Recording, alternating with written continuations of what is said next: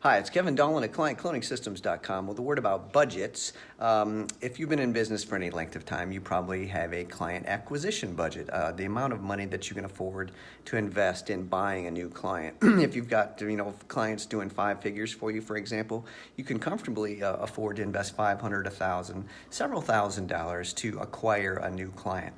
But here's a question that may stump you. What is your client retention budget?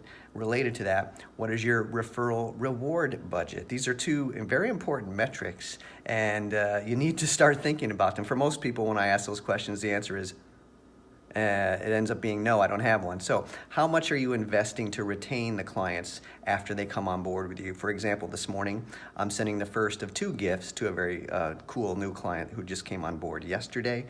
They're not cheap, but it's an investment. I want to delight this client and keep her for the long term. It's just pennies on the dollar for me. I'm also sending a gift out today for the guy who referred that client to me, because I want to reward him for this really cool action on his part, so I can get more of it in the future, and it's just good for everyone involved. So what are your client retention budgets and your referral reward budgets? Those 2 numbers are very important. Give some thought to them today. I hope you found this helpful. If you did, please comment below and share this video, and thanks for watching.